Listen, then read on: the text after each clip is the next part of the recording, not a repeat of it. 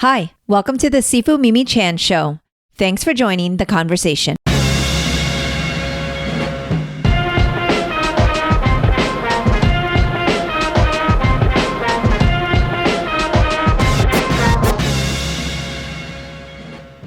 It's another episode of the Mimi and Greg Show. It's been a while since Greg and I have been able to catch up. We are long overdue. So there will be no YouTube video this week because if you can hear my voice, I have a cold and my vanity would not allow for everyone to see me in such an ill state. However, I was dying to catch up with Greg, so we recorded anyway. Greg shares his thoughts on comic conventions, and we also get an update on both Lazarus and Ruby Actual. I was also thrilled to hear his take on how creating comics is like chess. Thanks for tuning in, and a special shout out to all our friends on the Discord today. For those that don't already know, Greg Rucka is a New York Times bestselling author of hundreds of comics and nearly 24 novels. He's also the writer for his critically acclaimed and award-winning film, The Old Guard, starring Charlize Theron. I'm loving these conversations and hope you are too. If you are, please rate my podcast on your platform of choice and share it with others. If you would like to support with a donation to help keep this podcast going and support the work I do, you can become a patron of the show by visiting my website or patreon.com/SifuMimiChan. For comments or suggestions, reach out on social media at SifuMimiChan. Now on with the show. Hello, Greg. Hello, Mimi. And welcome to part one. Part one. So you and I were just talking, quote unquote, off air, which, I mean, listeners at this point know, like, our on air, off air is pretty much the same. We're pretty open. Yeah, there's no difference. And most of our listeners actually listen. I don't think they're real YouTube viewers anyway. And I had said, well, because of my vanity, this will probably be no YouTube because I am under the weather and I look under the weather and sound under the weather. But I figure listeners will just have to deal with my nasal congestion. And then in the interest of full transparency, I think it's important to also note that it's the day before the start of the Chinese New Year. It is. And you're going to need your strength. So I have gently been trying to get Mimi to sort of opt out and we could reschedule. And she's like, no, I can't. We can't. It's been too long and I'll be busy all month. And, I miss Greg. I need my dosage. This is actually going to make me, this is going to make me feel better, I think. I think if I get my, like a Rucka rant or like, ignite me for Chinese New Year. It'll you give think me all that's the energy I need. That's what's gonna let you go? Yeah, I think so. I think this is what's gonna fire me up. But yeah, I think it's funny because I don't think people like Oscar and I were talking like understand what that means for us. Like the 12-hour days of shows that are constant and like every other day or every day starts tomorrow. Is there Okay, so you sort of half answered that. It's like it's every other day. Do you get are there any days off over the next month? Like how busy, how often will you be at Epcot? Yeah, well, so we're not at Epcot at all. This is the thing. It's community shows and it's corporate shows. And it's, I think in the Discord, our Discord friends know I'm going to Kennedy Space Center and all these things, right? So, but like tomorrow kicks off the education day. So we go around to all the schools. So Montessori schools, different, like there's language immersion schools that kind of usually hire us. Public schools, not so much because, you know, they're just a whole nother animal. But like a lot of these schools really find it, important to educate the kids. And so we do like an education day where a lot of the people take off work and then we kind of go. We also do like senior centers and things like that. But Saturday is like the 12-hour nonstop day. So, but Friday, Saturday, Sunday will kind of be like that where it's just all day. Like basically we get up and then we don't stop till like 9 p.m. And it's from place to place to place. So we don't have a Chinatown here, but we have a really strong Vietnamese community that has kind of a Mills 50 area. And we do like shows on foot and go around, but then we get in cars and drive all over. So most of those are community shows or like businesses, local places. This year we had a lot of like private parties. But then after that, I would say we have at least 2 to 3 days of the week each week until March. So I would say the weekends are all booked. And then we also have like off days where we'll go to college at Stetson or we'll do Kennedy Space Center. So, but between that, we still have like full classes, right? So we're not closed. So it's just extra on top of what we're doing. So that's why it's crazy. But literally it's like almost every other day until March-ish.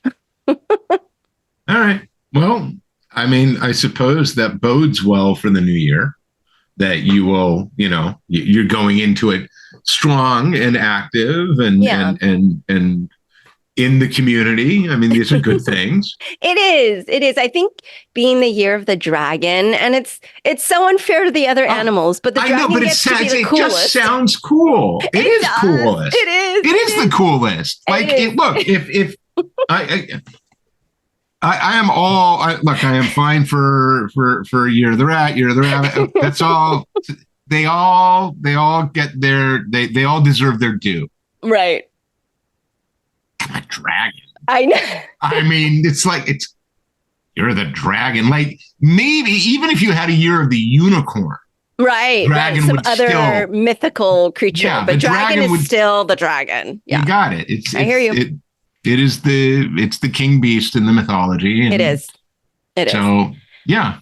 Yeah, so everybody is having like a party as well. And we had to say no to so many because, everybody Saturday night at 6 p.m. is having an event at the same time. And sorry, we can only do so much and being in so many places. But it was really cool to actually know lots of people are celebrating, which is nice because, I talk about this a lot over the last years or so in that district that I had mentioned, that Mills 50, it's changed a lot. A lot of the businesses have moved on or retired, and the community, like, that tradition does wane if we don't keep it going. So it's pretty cool to see that there are still people that are upholding it and want to hold on to that. So that helps us, be excited about it. But it is definitively very tiring and exhaustive. Yes. And going into it under the weather is going to be something. But we'll see if I'm alive by Monday.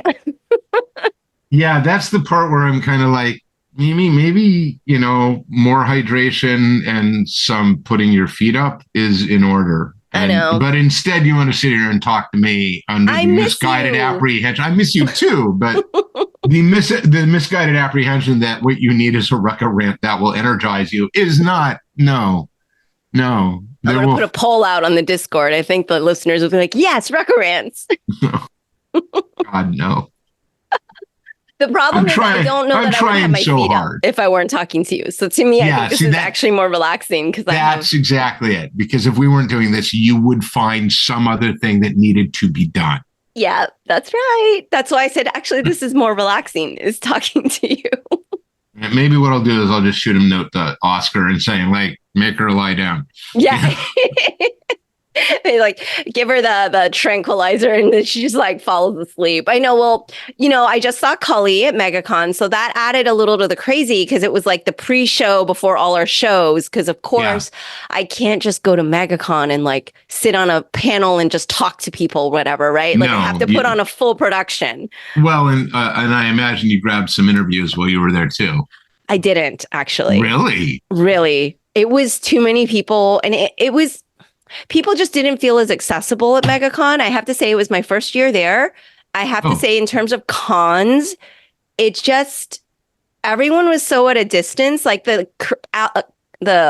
artist alley wasn't too bad, but it's still because there were so many people. I couldn't imagine asking anyone to even step away from their table for 5 minutes. 160,000 people is a lot of people. That is a lot of people. It was so hectic. So I was just it just didn't feel.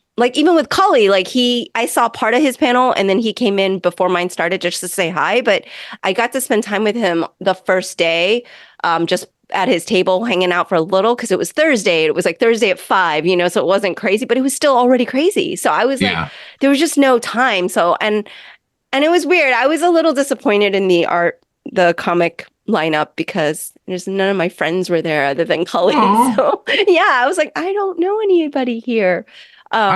Last time I did MegaCon would have been during the Wonder Woman Rebirth run. Oh, okay. And it was in May, I remember. Yeah, I know. I'm mad they moved it to February. It's not good for me. Yeah. But I've only done that show twice. Was it as crazy then as it is now? Because it's insane. I remember it being very strangely laid out. Artists alley, sort of where we were sort of like all on the perimeter of this room. Okay. And I remember the room was very dark. It was like, like everything in there had been painted, like the floor was black, the walls were black, the ceiling, it was like all black. Okay. And it was like, so we're doing black box performance of comic book show. I don't know. And the only thing I really, really remember about doing that show was Jen and the girls came out, and the whole reason they came out was so I could send them to Universal, of course, and to Disney. And then we stayed like an extra 2 nights or whatnot and got to see Disney. Mm-hmm. But that's all I really remember. That, and it was humid. Yeah. I mean, that might be why they moved it to February, because it's not really that humid, but I don't know. It's not good for me. That's all I can say, Megan. Yeah, February is really bad for me. So. Yeah, they didn't consult. They didn't consult me at all. But honestly, I think you would hate it, Greg. I think you would really hate it. I mean, it would have been cool because you would have had like 100,000 people coming to see you, because like just even at RCCC, you in that line. You equate 130,000 people showing up at the show. Clearly, 100,000 of them would want to meet me. Like, you are so high, my friend. Oh no, like, not at all. I mean, okay, at least 50,000. No, keep going down. Like, the thing is, okay, I will say, no, a lot of them were there for the celebrities, but it's kind of like in Portland where they put them in another area. You have to pay to get to that area, which is kind of nice because it's like they cordon them off behind glass. And they're just like in that section. So if you're going to go over there, you're going to go over there. If not, you do the other thing. But I mean, to be fair, the Artist Alley did have a healthy number of like people visiting them and stuff, but it wasn't, like you said, it's not like the celebrity area. But did they have these big artist collectives? Was Cully there as part of whatever franchise he is affiliated with, like Art Machine or whichever it is? I'm not sure. Maybe. I mean, it seemed like 4 or 5 of them were all sharing the same person for sales. So is that a thing? Yeah. Like, hey, I need you from over there to come buy this thing. But But it was kind of fun because I was texting you while I was standing there with Cully, and, not to disparage any con goers, but you guys put up with a lot at these tables. Like, people just like think you're their therapist all of a sudden and just overshare. And I'm like, okay, this is interesting. And it's far worse if you're female. I bet. Yeah. Because not only are you, and this is, and we have to be very clear when we talk about this. This is not common, right? When you talk about the numbers of people who attend cons, right? 130,000 odd people. Most fans, and I used, and even fans, I've now come to think of as it isn't a pejorative, but it feels a little pejorative to say that. Most of the people who want to see you, right, want to see you because they want your signature, or they have a question, or they just want to say thank you. And oh my God, that's like manna from heaven if you're a creator who lives predominantly in your basement with people that don't exist in your head and, typing on a keyboard. Getting to meet people who have enjoyed the work is the greatest thing. Every so often, you encounter somebody who, for whatever reason, and there are lots of different reasons, right? Their social skills in the interaction are lacking. Sometimes that's because, they may have, maybe they're on the spectrum. Right. Maybe the environment's affecting them. Like it gets loud and it gets busy. Yes, 100%. Sometimes, and this one I try to be really sympathetic to, mostly because it's both so flattering and to me so bewildering. Sometimes they're literally starstruck. Mm-hmm. And that's very strange, right? When they stand there and they're like, I'm actually talking to you, and you're like, so you understand, I use the toilet just like every other human being, right? Like I don't like it. I'm because when you're me or your colleague or your whoever sitting behind the table, in the main, most comic creators are yeah, I'm just who I am. Now, this to be fair, there are some comics creators who, when they're behind the table, go, "You are lucky to be in my presence." Just like any industry, anything. Exactly. Like people are people like that. Yeah. Though again, we're talking about comics. It's not the fucking Academy Awards. So, like I say, sometimes for whatever reason, there is a lack of that. Something goes wrong in the interaction. And you end up speaking to somebody who seems to think that they are the only person there to see you. And also that you have nothing else to do but talk to them. I know. I mean, and like I said, it's the minority, like you said. It really is. It's the minority. And it isn't unique to comics. This can happen in any similar thing. So I like want to I make said, this that's why really I was like, clear. I'm not disparaging con goers because it's so very, very far and few between. And like you said, some of those times it's warranted because of XYZ reasons. But there are some people that definitively overstep their boundary. I mean, so poor Cully, all he said was, "How are you?" And it was like, and that was it. Yeah. But sometimes somebody really needs to hear that. I'm gonna throw Troutman under the bus here for an example of how this goes both ways. Yes. Because we were at when we did Rose City, right? And it was Mike, me, Eric. Mm-hmm. And the last day of the show, one of the guys who was working the show had been escorting the media guests and sort of handling the media guests, and brought a media guest by the table. And we were doing our thing behind the table. And when you are behind a table, you have table vision. Right. You don't actually recognize the people opposite you unless you like know them. Like I can recognize my wife 90% of the time. Right. But there's 10% of the time where she can literally stand on the other side of the table and I'm like, "Hi, what can I sign for you?" And she'll be like, the divorce papers. We're doing that with the table blindness. And this guy says, you had been asking about this celebrity guest. And because like the start of the show, they had told us I'm going to be handling these people. And we were like, oh, well, if this person turns out to be a schmuck, we don't want to know. Yes. Yes. And he says, you were asking. I was like, yeah. And he says, well, she's right here. And like, you literally watched Eric's jaw just. I did a little better because one, I wasn't as close to the person. And two, I have had through my career recently. Yes. Like, when you spend a lot of time around those people, like Charlize and so on. Yes. You kind of go like, okay, right. Like you get over that initial.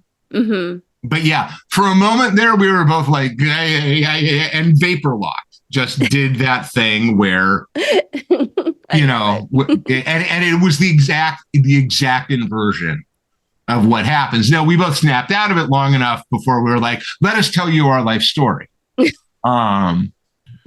Rather than go like, here, take books, take all the books you want. You can have all the books, take all the books. It's very nice to meet you. We like your work. Oh my gosh. Yes. I remember this because I walked up and you're like, you just missed it. I was like, yeah. Yeah. That was. So yeah, it swings both ways. But I try to be, like I said, I think that, my convention experiences, there've been very, very, very few bad ones. Yeah. There was a guy who came up to me and the con itself. That's the problem. Yeah. Normally there was I did, what's the one in Chicago called now? Is it I don't Pan Expo Chicago, whichever one it is, around again during that rebirth run.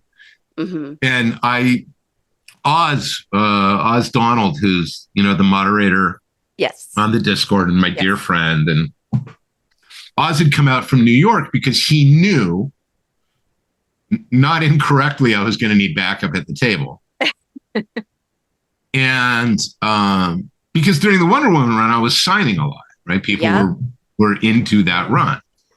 And literally saw this guy coming like from down the alley, wearing his, he had a Frank Cho t-shirt of one of the Wonder Woman covers. Okay. And this was after the Cho blow up had happened. And literally I saw him come and get in the line. And he gets to the front of the line. And I had like Liam, I think I was also there. I was like Liam on one side of me. And literally asked me, so why won't you why are you silencing Frank Cho's freedom of speech? And I went off. I was just like, okay, you want to go? You think I'm here and I have to answer that? You want to do that? And most of the time when you're behind the table, you're seated, right? And if you've been seated for hours at a time, that's not like, so I tend to get up anyway, just because it's easier on me. And I got up and you can see everybody in this line sort of move back like, oh my God, he's going to go for him. Yeah. And I was just like, all right, here we go. 1, 2. I missed the Rucka rant. But that's not a Rucka rant. That's that was a rant at the show. Right. There was a rant at the show. There was a rant at the show. Yeah. I would have been there like with my little recorder. Yeah, this is just anecdotal. Yeah. It's worse for, and I know this factually, it is far worse for female creators. Mm-hmm. Because not only do you feel trapped behind the table, invariably there are guys who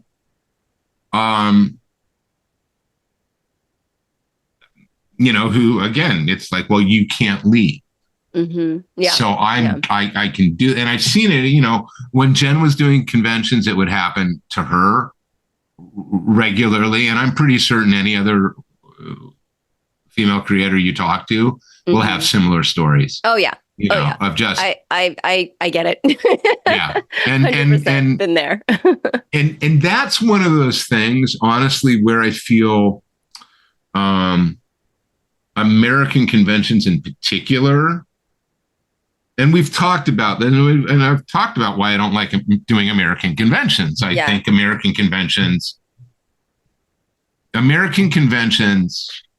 have a habit of exploiting comic creators to their own ends. And, if you're a creator, for instance, Emerald City Comic Con's coming up, right? So almost all of the creators who are going to be in attendance and are listed as guests had to buy their table space, are going to have to pay for their transportation, are going to have to pay for their meals, are going to have to pay for their accommodations. All right? Yeah. But their names are being used to advertise and sell tickets. Right. Now, the counter argument is, oh, well, but you're going to be able to sell whatever you want. Okay, fine. That still doesn't change the fact that you're asking me to be behind a table, in some cases for 12 hours at a time, without a break and without any backup. The best conventions I've been to, occasionally in the US, more frequently overseas, either Australia or Europe. Mm-hmm. I haven't, and I only exclude Asia and sort of, the Middle East because I've never done shows in those locations. We'll have some sort of floater whose job it is to back you at the table. So they'll come in, they'll be like, do you need a break? Do you want me to watch the table for you? But the other thing they do is they'll be monitoring interaction. So they'll be like, well, this person, like there's a line of 10 people, but this one person has had this creator locked down for the last 4 or 5 minutes. And you need somebody to come in, right? Because as a creator, you don't, and I say this as a guy who I guess has got a probably well-deserved reputation at this point of occasionally being an asshole to people. But you don't want to be rude to a fan. Right. And that was what Cully was like, I don't want to come off as mean. I'm like, yeah, but this is a long thing. I was like, again, you never know what's going on with somebody. Right. You don't know where the malfunction is. You don't know where the miscommunication might have been. So and it can be very hard to say, I'm having a great time talking to you. Can you give me a couple minutes? I've got all these other people and they're waiting. Why don't you come back later? We can talk further. Right. Yeah. Having somebody who can come in and be like, this line's getting very long. We need to move it along. That kind of thing is, that's enormously helpful. Yeah. It's enormously helpful. But most American cons don't do that.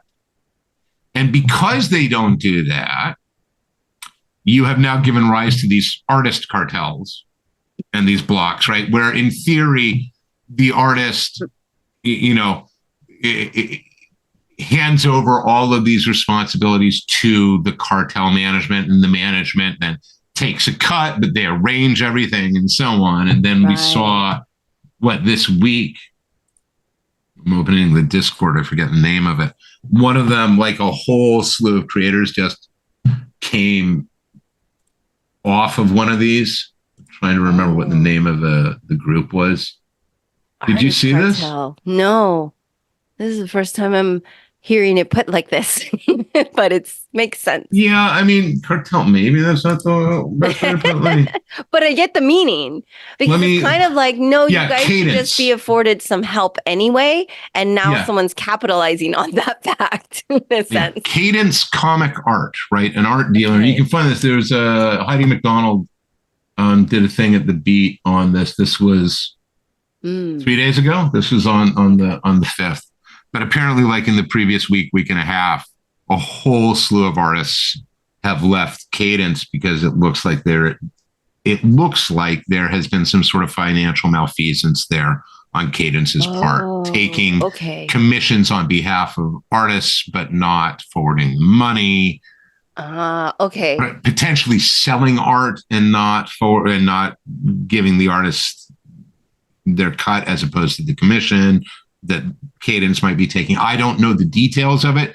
Yeah. Clearly something has gone horribly wrong. That makes sense now, because I actually did see something Phil Jimenez put, like, hey, those of you who left Cadence or something. And I was like, I don't know what this is about, but that makes sense now. He was like, here's a better place to be or something. Like it was, but that makes sense. And it's funny because Cully and I have talked about it, and I totally get why he is part of one of these things. I find them problematic for a number of reasons. One of the reasons is that they tend to then negotiate as a block, right? They say, like, if you want a Cully, for instance, you have to bring these other artists. Right. And it will cost this much. Mm-hmm. Okay, so when they do that, what they're doing is they're creating a monopoly. Right. They're making it so, for instance, if I am not a member, I will not be invited because there is not money to invite me. That's problematic for me. Yeah. And then number 2 is always the question of how much cut you taking, and how much cut you taking for what precisely are you doing? Right. Exactly. Like, is it kind of worth the outcome? So that makes sense. That makes sense that it kind of becomes a monopoly, because that was where actually I was talking to Mike, because he's in Florida. I was like, hey, you're going to be at MegaCon? He goes, oh, maybe I'll reach out. And then when I was talking to some of my other guys that worked on my coloring book, they're like, oh, I would like to, but they haven't reached out, or it's hard to get in. Or I was like, what? You're like so-and-so. Why would they even question like you being at this event? Like, it's just weird. So, and that's why I said I felt like it was interesting, because it was like a smaller thing, and there's a lot of exhibitors though, right? So which means like they paid for that spot to sell their things, so that makes them money. And I thought it was it was sold out, so that the con does fine. The con's doing great, and you don't know precisely. I mean, I suppose somebody's got the metrics. Yeah. Especially in this day and age where everything is measured. But one wonders of the people who attended, how many people attended solely to see comics creators versus, oh, I'll see this comic creator, but I'm really there for this media celebrity. Mm-hmm, mm-hmm. And then and then there's the whole other side of the media thing, because it's all about what the market will bear, right? If I'm a media individual and I can get the con to pay me 50 grand to show up and then sell my autograph for $100 a pop, and people will pay it. Mm-hmm. Well, why not? Right? That's capitalism at work. Right. And that's why I said, like, I wasn't thrilled with MegaCon as a whole, and how, like, even as a panelist, like, I think they got, really lucky, because my panel was completely full. Like, it was completely full, wall to wall. People kept coming in, and it's just like, and I know I brought people, right, to that event because I'm local, but it was kind of like, but that they make so much money off of the celebrity thing and all of that stuff. And it's just like, they wouldn't even get back to me, like, with answers to things that I had questions about. And I mean, San Diego Comic-Con was at least very responsive to an email question about my panel I'm hosting. Like, I was like, I still am waiting for an answer for a con that is gone now and the panel is done. I'm like, you're never going to hear. I'm never going to get it. Right. And I was like, wow, for something this big, I was actually very unimpressed with the organization of it. I mean, it was like, okay, it's nice to be quote unquote accepted, but I mean, my panels are always full. So that says something. Right. But also, like, I don't know. I just didn't feel like great, and it sucks because it's in Orlando and it's nice and easy for us, but I wasn't like thrilled with it. I wasn't like, oh my gosh, they were so great to work with and blah, blah, blah. Like, so it wasn't a bad experience, but I didn't feel warm about it. Yeah. And that's another thing I think that's an operation too. I think a lot of these cons, you're lucky to be here. Right. And it's right. Well, maybe. I don't know. But I say this as a guy who, I don't do many shows anymore. I just got invited to one, and I literally had to write back and say, I appreciate the invitation. I absolutely would love to end. I'll be able to confirm that I can do this at least for another month and a half. Mm-hmm. Right. I don't know what the back half of my year looks like. Yeah. And I think I admit I have a certain amount of ego about it at this point. If I'm being invited to a convention, I expect that to be an actual invitation. Mm-hmm. Mm-hmm. Right. I expect to be told, we would like you to come. We are covering these things for you. 100%. You're a guest. As opposed to getting an email that says, we would like you to be a guest. A table will cost you this much. It's like, that's crazy to me. I'm not. No. No, thank you. No. Yeah.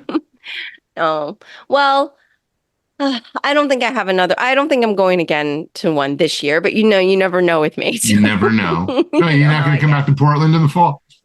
I don't know. I have a really crazy travel schedule. I mean, I would come out just to visit you, but I don't know if I need to do another con. But to be fair, Rose City was very good to me. They were very, very good to me. Yeah, really great. They were gracious.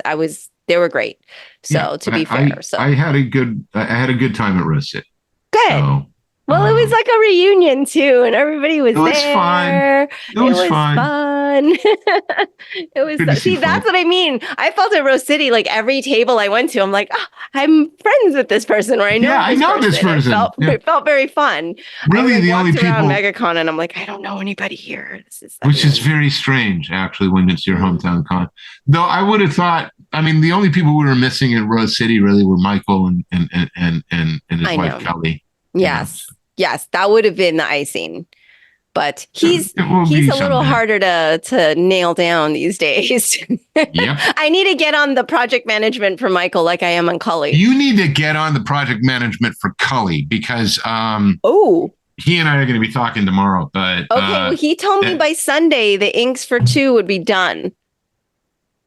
Sunday meaning 3 days from now. We'll see. All right. Well, this is no secret now, and for everybody on the podcast, yes. you guys, to be clear, Cully and I started this in 2018. Mm-hmm. It's 2024. We don't have issue 2 done yet. Yeah. So at this rate, no, we're gonna get at this rate. At this rate, we're looking at the book being released in 2030. No. We're not going with like previous time, measurements. We are going by, I was alerted in September. And so I was told June. And so I'm going to push for that. Don't you worry. As long as you're ahead of I would love for this book to come out in 2024, but I don't know. I'm on it. Don't worry, Greg. I am on it. And I showed him too. I'm like, look, see, it's in my calendar. Every 3 weeks, I have a follow-up, but maybe I need to do it more frequent. I think it needs to be every 2 now. Okay, every 2. I will make that change. But I was promised inks for 2 would be done by Sunday. All right. Well, let me check the Dropbox right now. Okay. I'm going to check. Ladies and gentlemen, I'm checking the Dropbox live. Thursday. I know it's Thursday. But still, I just here we go. It's the Ruby Actual Dropbox. Checking it live. Issue 2. Pages. Pencils. Okay. Don't worry. I'm on him on Sunday. That is his deadline. And we had a good, my whole meeting with him on Thursday, visiting the table was really so where are we at? Because, this is your in-person project management meeting. I just say, and I'm giving Cully a lot of shit. Oh my God. I love the way he does freckles. Seriously, the most adorable freckles. Has he shown you any of this? No, he hasn't. I should have asked, but I also didn't ask. And so, yeah, maybe I should have him show me so I can be like, wait, there's no progress. We need to move on. Let's go to the next thing. Show me the ink. So now I'm going to get more aggressive with him because I feel like I know him a lot better now in the last few months of contacting him and being like, where are we at? And me, I don't like excuses. So I'm like, yep, that's great, but we're gonna need to get along with this. He goes, well, do you bother Greg? I go, I don't need to bother Greg if he's ahead of you. If you're ahead of him, if you're waiting on him, you let me know. But I don't think that's happening. So there. And I was like, and my loyalty is to Greg always.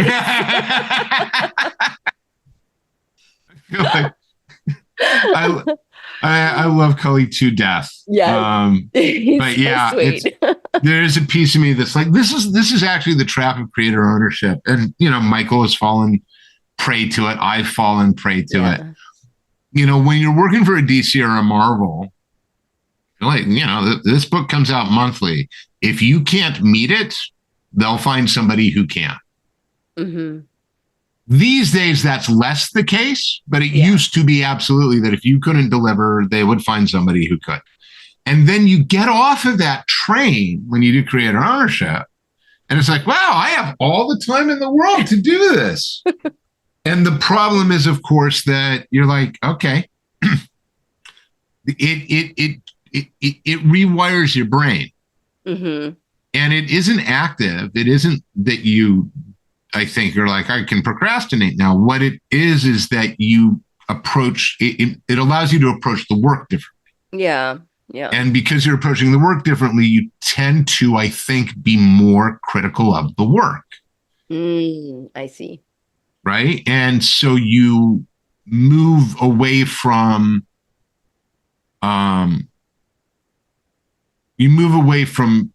good to the enemy being perfect.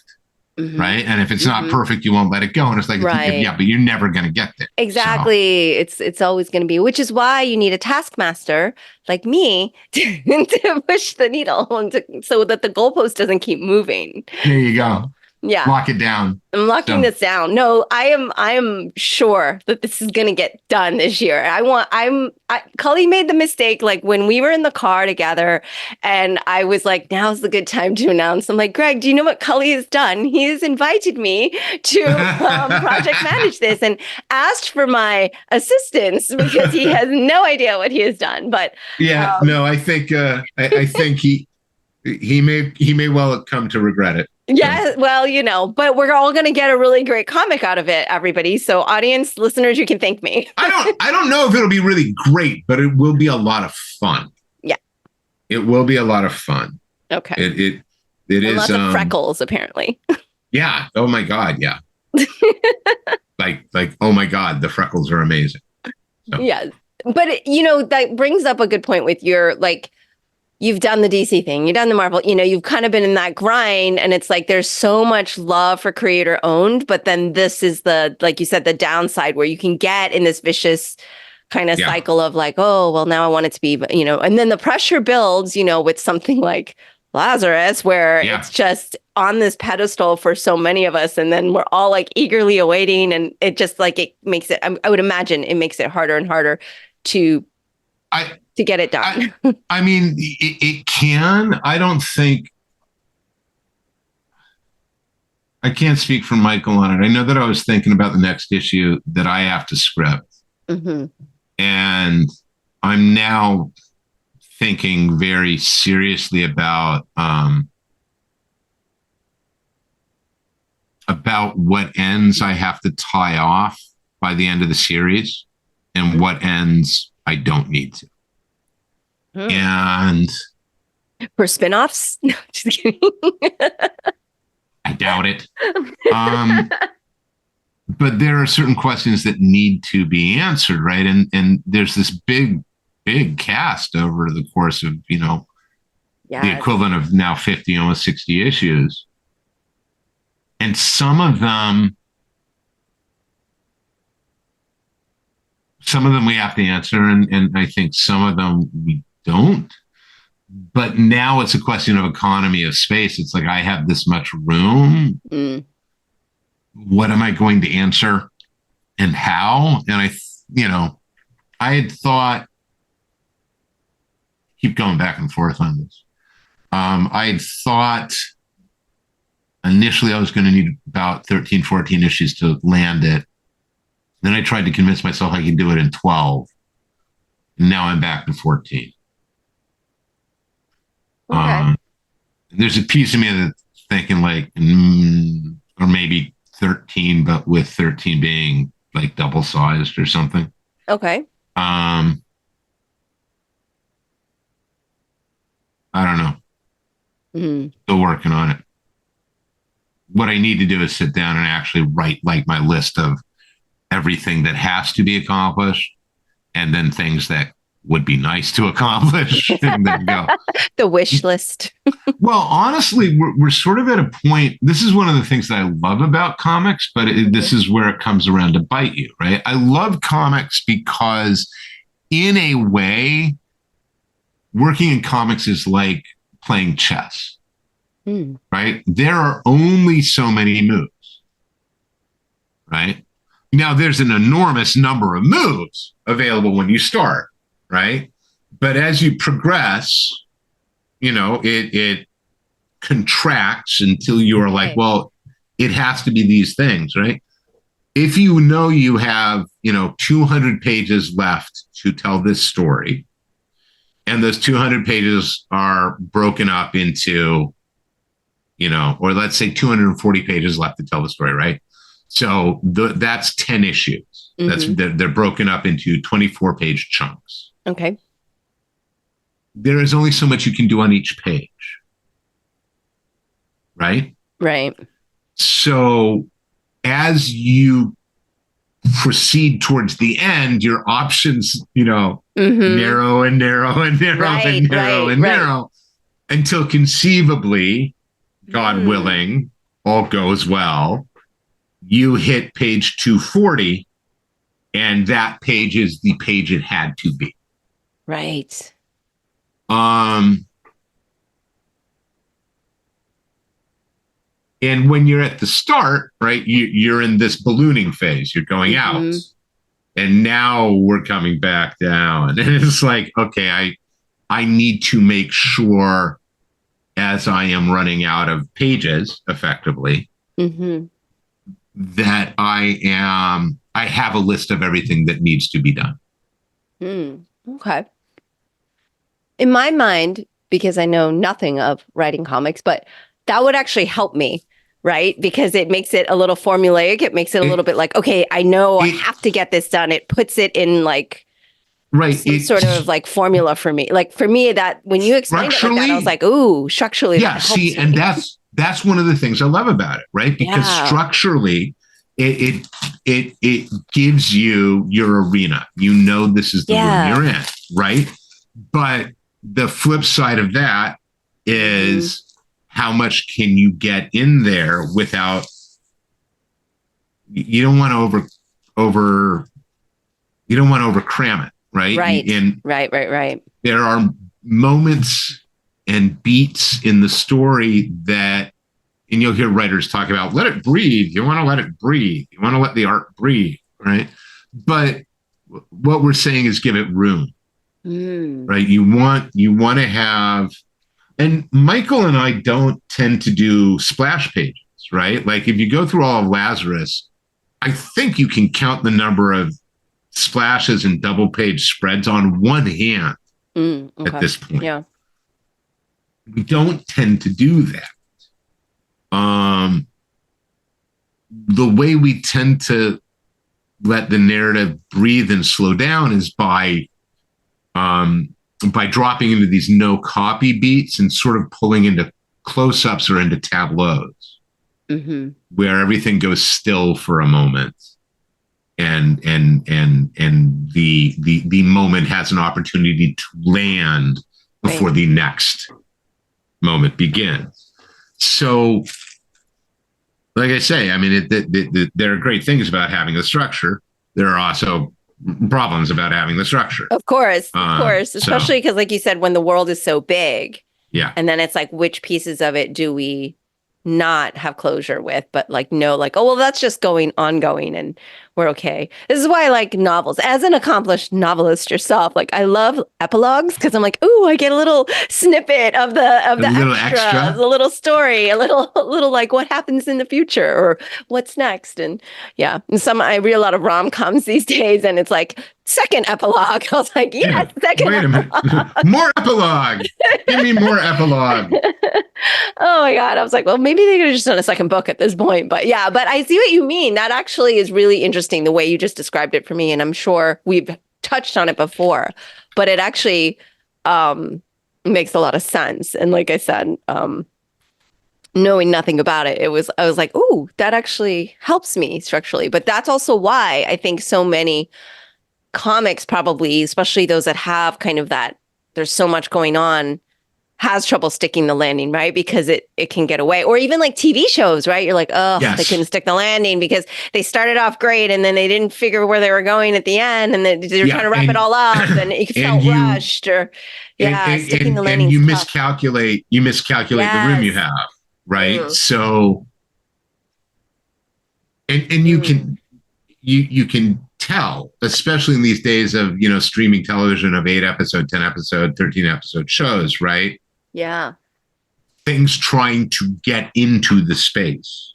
And you can tell when something got truncated. Right. And in the same way that you can tell when something got padded out. So. Right. Yeah.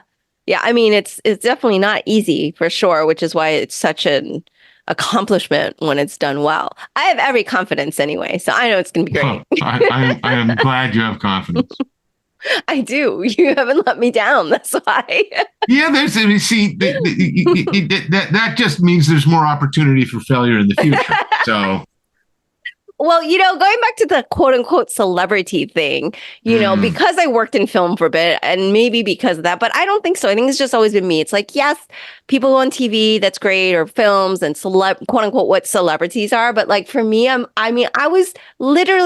almost climbed a train to meet you, right? Like while it was moving. And it's like less about the celebrityness, but like more about like, wow, like this has really moved my life in a way. And like, yes, a show can do that or watching someone on screen, but it's like to like really intake so much of messaging, right, from your work. So I feel like it's interesting to me at these cons that the celebrities, it's like $100 for an autograph, and they're in this like lockdown zone, and like all these comic creators are just here at the table and everyone can just go up to them. Like I'm in the reverse. Right. Like I'm always way more excited to meet creators. Well, and it's flattering, and I'm glad, and I'm very grateful that we did meet as we did. It is always worth remembering that there are people who are in those lines to get those autographs because they're fans. Yes. For whatever reason. They love the show, they love the character.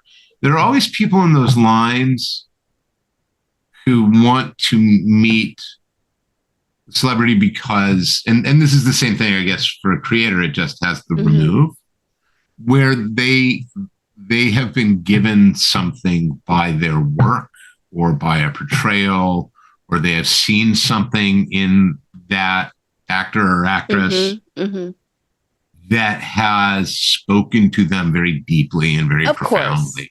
Of course. Yes. And that's true. I mean, I've said it before, and I think we've sort of now come to the end of it, just because, one, I'm not doing a lot of shows, and also it was 20 odd years ago almost. But there was a time, as I've said before, where I couldn't do a show where somebody wouldn't come to me at least once over the course of the show and say, thank you so much for Renee. Right? Yeah, of course. Or say, thank you so much for Kate. And I found this when I needed it, and it was really important to me. And this is not to say that that still isn't happening. It is to say that enough time has passed that people are maybe able to find it somewhere else. You know what I mean? It's not from what I'm writing. It's from something that somebody else wrote.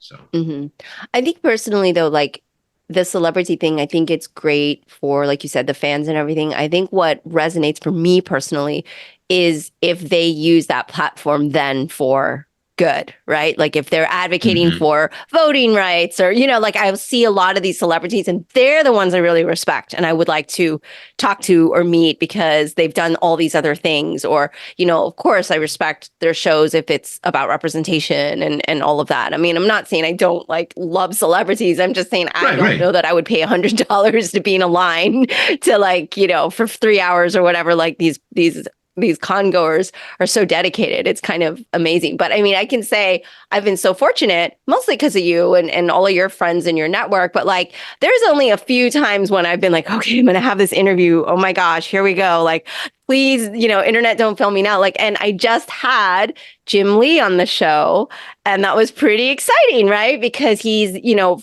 as an Asian American, especially, and then the project we just worked on, there's so many tie-ins, and just kind of respecting like the longevity of his career and everything. And I know, you know, there's controversy around that too with DC and everything, but like for sure, I was very excited to talk to him, and he was so gracious to give me so much time. You're not going to have that kind of career and not have controversy. Right. Exactly. You know, I mean, and that's not an issue. You can't look at Jim Lee and be like, you're controversial because you have espoused. I don't think you can find in Jim Lee's record political statements that you're going to be like, you said what? Right. You know what I mean? Yeah. Business decisions, you may be like, you did what? Right. But it's a different kind of controversy. Exactly. It's a different kind of controversy. And I know, like, from a business side, like, people, like, they're always going to be critical because when you're at the top, that's just what happens by nature. But it was really fun because he was like, how did you get, like, we're interviewing, and he was like, I need to know, how did you get into comics? You know, so I gave him my little story, and I was like, yeah, I mean, and I just happen to have a lot of these creators on my show now. And Greg Rucka and I, you know, podcasted for like 50 plus episodes at the start of COVID. He's like, oh, wow. Oh my gosh. And he was like, oh, Greg Rucka, he's great. I was like, I agree. Yeah, well, that's sweet of him to say. Jim and I have actually always gotten along. We've never been close. I never really knew him terribly well. Yeah. Yeah, like there were people at DC who, and in the most part, people like Azzarello or Jeff who, worked with him. And I just, I never did. Right. Right. We would see each other. Didn't really cross. Yeah. We would see each other and we would say, hey, how you doing? And we would talk, but it was not at all the same animal. So, right. Yeah. Of course. Yeah, definitely. No, it was great. And honestly, I totally, I texted Kelly Sue and I'm like, this is because of you, girl. Like she, her connectivity there was definitely, I think he respects her a lot, obviously with the Historia and everything that happened there. You respect Kelly Sue. More to the point, you disrespect Kelly Sue to your peril. Yeah. Oh yeah. So, and Jim is many things and maybe many things. He's not dumb. Yeah. Exactly. He's not dumb. But it was really nice. So, that was very exciting. And our project is wrapping up, which is great. And it should be in my hands by next week. That's really exciting. I have the proof. I can show you. So this is the proof. Ooh. Yeah. So that's the Jim Lee piece. That's the Cliff Chang piece. And then there's our little Usagi who, it was funny. I brought it around the con with me.